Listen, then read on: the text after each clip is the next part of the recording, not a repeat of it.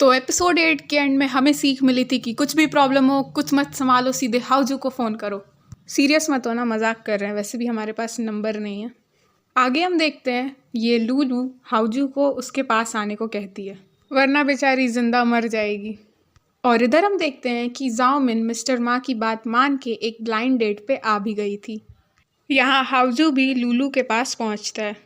लूलू तुरंत हाउजू को उस येलो ड्रेस वाली लड़की के पास लेके आती है और कहती है कि इसी ने मुझे बुली किया है, बाल कटवाने पे फोर्स किया है। हाउजू उसे देख के एकदम शॉक हो जाता है। लूलू से कहता है कि एक लड़की को मैं क्या करूं, और बाल काटने से तुम बुली कैसे हो रही हो। ये येलो ड्रेस वाली बोलती है कि हाँ, अब कोई रीज़नेबल इंसान मिला, और वैसे भी मैं इन सब बातों से रिलेटेड नहीं हूँ क्योंकि मैं इतनी पावरफुल नहीं, और मुझे तुम्हारे बालों की कोई ज़रूरत भी नहीं। बेचारा हाउजू कहाँ फंस गया, समझ ही नहीं आ रहा होता है क्या करना है। येलो ड्रेस वाली लूलू को बहुत कुछ सुनाती है, जिस पे लूलू भी गुस्सा जाती है और कहती है हाउजू उसका बॉयफ्रेंड है, बहुत बड़े कंपनी का यंग मास्टर है, और ये शी उसकी बॉडीगार्ड है, एक फाइटर है जो तुमको मक्खी की तरह मसल देगी। ये येलो ड्रेस वाली लाइव स्ट्रीम शुरू कर देती है, तो हाउजू दोनों को लेके निकलता है। बाहर आके लूलू का नाटक शुरू हो जाता है। हाउजू पे चिल्लाती है कि तुमने मेरी हेल्प क्यों नहीं की। वो इतना चिल्ला के बात कर रही थी। हाउजू बोलता है, अरे मैं तुम दोनों के बीच में कर ही क्या सकता हूँ, मेरे को फालतू में बीच में घसीट रहे हो। लूलू बोलती है, तो तुम्हारे बॉडीगार्ड को क्या हुआ था, उसने मुझे क्यों नहीं प्रोटेक्ट किया। भाई क्या प्रोटेक्ट करेगी।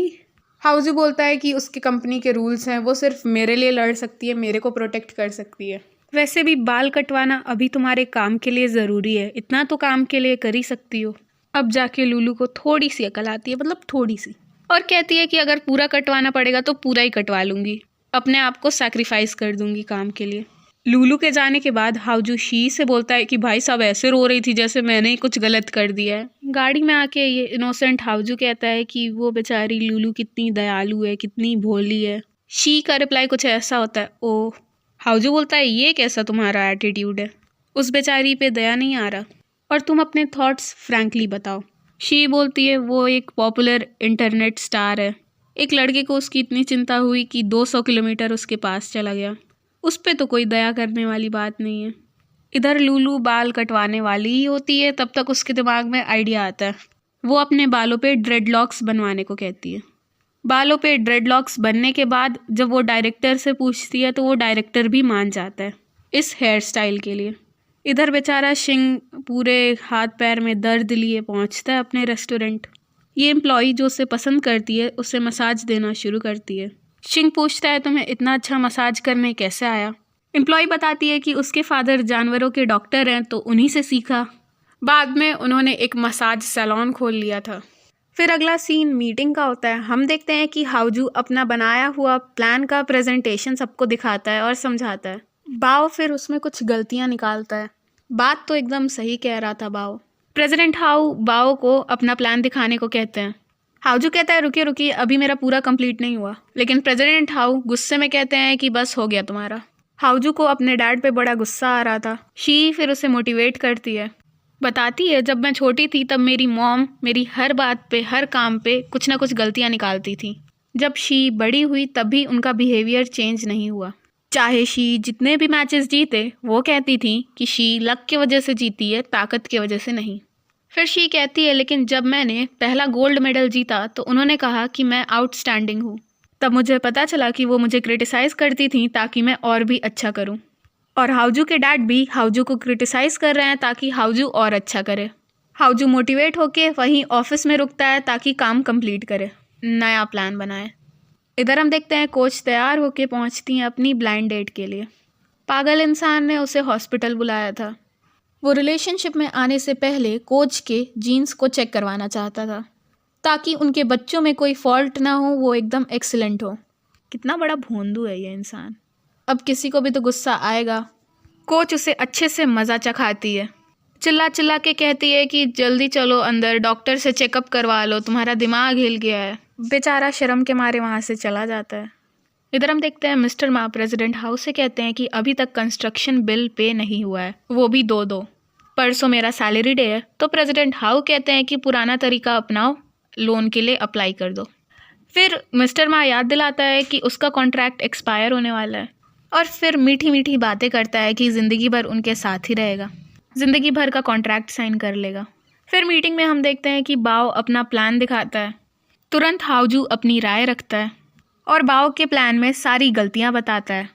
इसकी बातें सुन के लग रहा था कि वहीं टेबल पे खड़े होकर तालियां बजाएं। इतनी सही, एकदम पॉइंट टू पॉइंट गलतियां निकाला है। उसके बाद अपना नया प्लान दिखाता है जो कि अभी तक का बेस्ट था। प्रेसिडेंट हाउ और शी उसके लिए सबसे ज़्यादा खुश होते हैं। कैबिन में आके शी हाउजू से बोलती है कि पक्का अभी बाओ नाराज होगा, मीटिंग में तुम इतने अनकाइंड थे उसके लिए।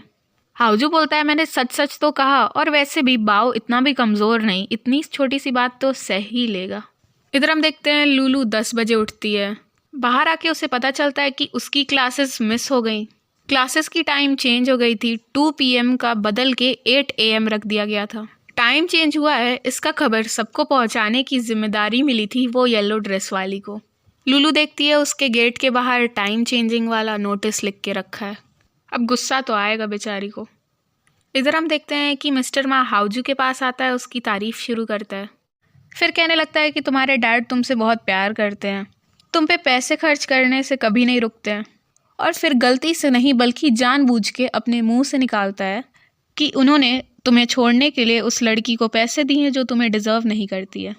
और फिर हाउजू उससे पूरी बात पूछता है। मिस्टर मा तो उसे बताना ही चाहता था।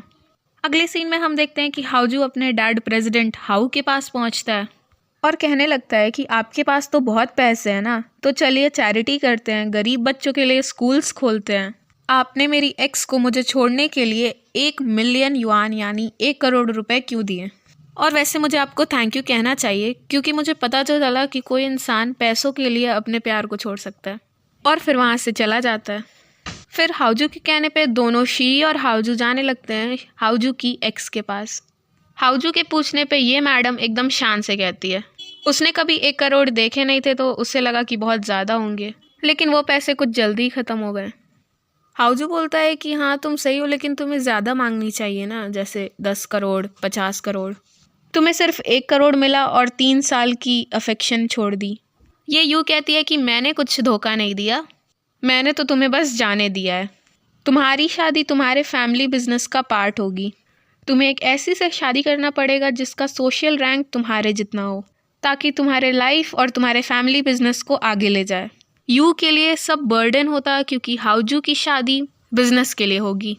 यू बताती है कि उसने सारे पैसे अच्छे से यूज़ कर लिए। यूएस जाते समय यू के पेरेंट्स ने यू को पढ़ाने के लिए पैसे उधार लिए थे, उससे भी उसने सारा चुका दिया। एक बेकरी शॉप खोल ली और एक गाड़ी खरीद ली। फिर वहाँ पे यू का हस्बैंड भी आ जाता है। हाउजू फिर उस दिन जो शादी में उसने तमाशा किया था उसके लिए सॉरी कहता है। फिर उन्हें गुड विशेस दे के चला जाता है। हाउजू को तो बुरा लग ही रहा था। 3 साल यूएस में यू के साथ रिलेशनशिप में रहा और फिर यू ने 1 करोड़ के लिए उसे छोड़ दिया। फिर हमें पता चलता है कि मिस्टर मा को हाउजू के सामने यू के बारे में मुंह खोलने के लिए प्रेसिडेंट हाउ ने ही कहा था। कार में हाउजू शी को मॉल में चलने को कहता है। हाउजू कुछ नेकलेस वगैरह लेने आया था। हाउजू पूछता है कौन सा अच्छा लग रहा है, तो शी कहती है सब। फिर हाउजू तुरंत एक नेकलेस पसंद करता है। सेल्स वुमेन कहती है कि ये आपकी लेडी पे अच्छा लगेगा। शी कहती है अरे मैं इनकी लेडी वेडी नहीं हूँ। फिर शी के मना करने पे भी हाउजू नेकलेस शी पे ट्राई करके देखता है और फिर बोलता है कि ये सच में तुम्हें सूट नहीं करता, और फिर उसे ख़रीद लेता है। फिर हाउजू शी से कहता है कि हम लूलू की हेल्प करने तो गए थे लेकिन कर नहीं पाए, उल्टा उसे एम्बैरस कर दिया था, तो मैं बस उसे एक गिफ्ट देना चाहता हूँ ताकि उसे अच्छा फील हो। शी कहती है तो मुझे क्या एक्सप्लेन कर रहे हो, मेरा काम ये नहीं है। हाउजू बोलता है मैं तुम्हें कुछ एक्सप्लेन नहीं कर रहा, मैं तो बस ऐसे ही बात कर रहा हूँ, कोई मुझसे बात नहीं करता, तुम ही मेरे पीछे पीछे रहती हो। अगले सीन में हम देखते हैं किसी एक नए कैरेक्टर की एंट्री होती है। नाम है इनका मिस्टर लैन। एक होटल में आते ही कहने लगते हैं कि म्यूज़िक सूट नहीं कर रहा है बदलो, फ्लावर सूट नहीं कर रहा है बदलो, सब बदलो, मतलब सब बदल दो। फिर वो पूछता है कि मैं जिस इंसान को ढूंढ रहा था वो मिला, तो फिर ये कोई असिस्टेंट होगी। कहती है कि हाँ मिस्टर वू ने कुछ साल पहले काम छोड़ दिया था, बस ये नंबर रख के गए थे, पता नहीं काम करता है कि नहीं। ये मिस्टर वू जिसकी बात हो रही है वो शी के डैड हैं एक्चुअली। मिस्टर लैन फिर उन्हें कॉल करते हैं और यहीं पे ये एपिसोड ख़त्म हो जाता है। मिलते हैं नेक्स्ट एपिसोड के एक्सप्लेनेशन में।